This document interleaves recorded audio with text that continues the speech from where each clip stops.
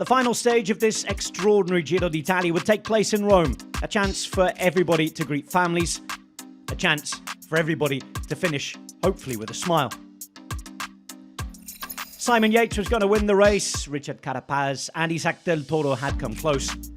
The pink jersey was on its way to the Briton.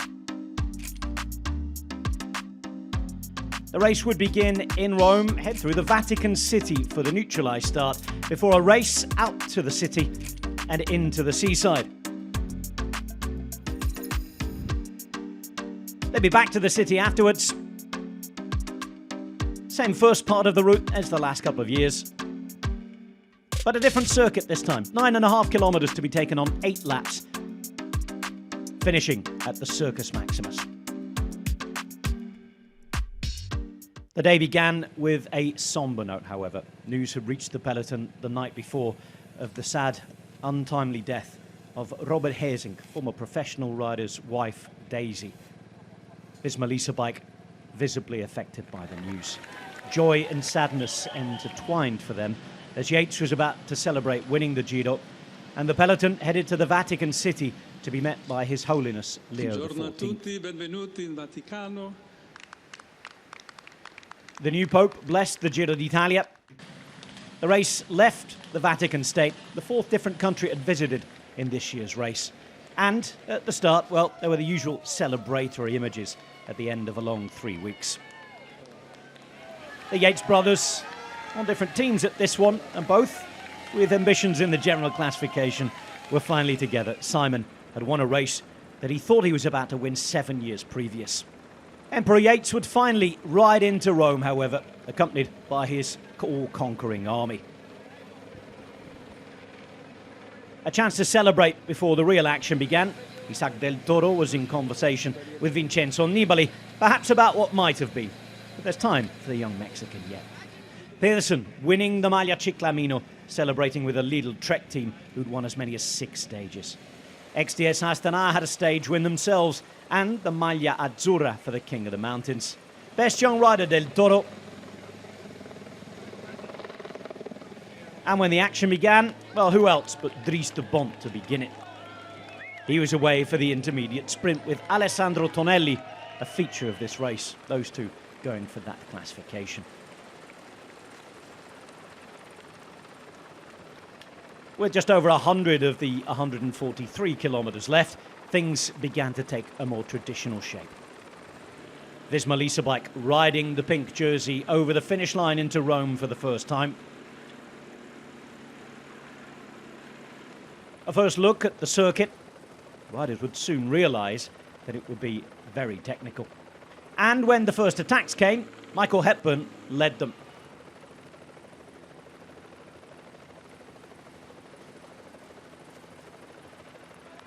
Six riders would eventually get up the road, including Marcelluzzi, the only Roman on the start list. They begin to build a decent advantage, decent enough for a final stage where breaks are never really given too much time to build anything. Up to almost 20 seconds with 55 k's left, Pietro Bon, Ceni, Paleni and Verre the other riders, the latter having been involved in the shake-up for the stage just 24 hours before. The laps ticked by. Sprinters' teams continued to commit. But the gap was still over 20 seconds. Surely they weren't going to make a mistake. Almost 30 seconds, and then the Red Bull kilometre. And instead of riders continuing to roll through and go for it themselves, they contested it, and that would start the beginning of the breakup of the breakaway. 5 riders left at the front, Pietro Bon the first to be dropped. Decathlon now committing as well alongside Q36.5.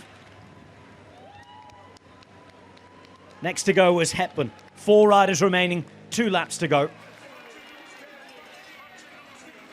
Just 10 seconds the gap. Paleni powered on at the front, and they continued to try and hold them off. One by one, they just couldn't any longer. All the pain of 3 weeks, the reserves empty.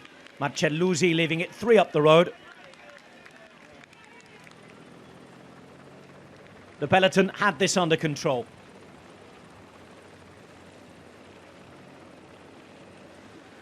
Paleni was trying to hold on. Verre was next to go. Czerny fighting to stay at the front. Just over a lap remaining at this point, the streets of Rome looking a picture before the bell rang, and there were just 2 left with 8 seconds of a gap. Behind in the bunch, they were all about fighting for position at this point. It was no longer a chase, but a fight to try and contest the inevitable sprint. Czerny tried to hold them off. Farleni seeding on the hill. But on the way to the Circus Maximus, just 4 seconds of a gap became nothing. The resistance were over. It was time for a sprint finish.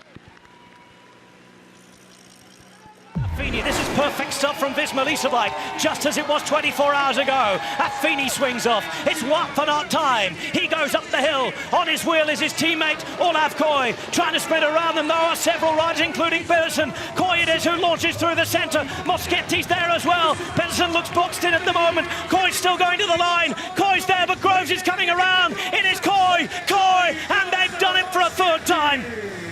Visma-Leasebike win the stage. Olav Koy takes it.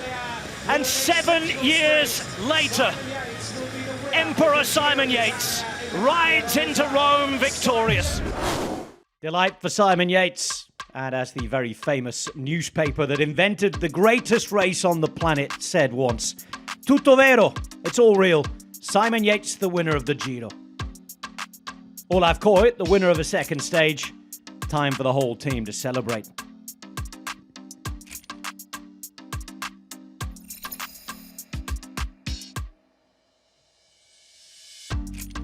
This was that sprint again.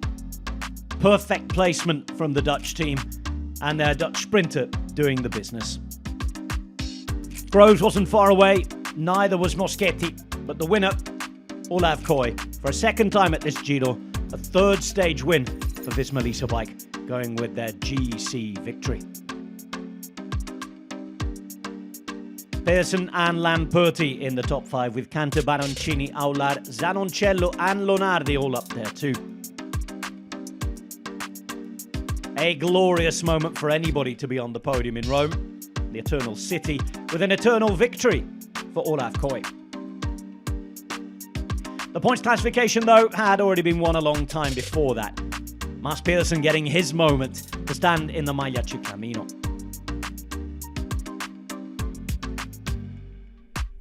Glory to him and Lidl Trek, the real dominators of stages at the race. For the King of the Mountains, it was pretty clear earlier on how that was going to go too. Lorenzo Fortunato set after the jersey as early as Albania, and he kept it throughout most of the race. 180 vital UCI points for his team.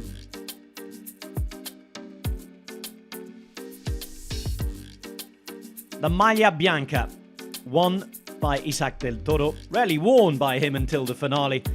He beat Giulio Pellizzari as the best young rider.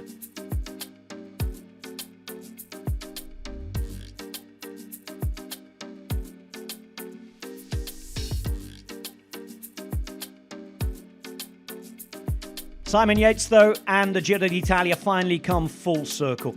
The most unlikely and long-winded of scripts had a punchy, dreamy ending. And on the mountain where he cracked and suffered 7 years before, he put time into his rivals, riding away to glory and the general classification. The Giro d'Italia belongs to Simon Yates, finally.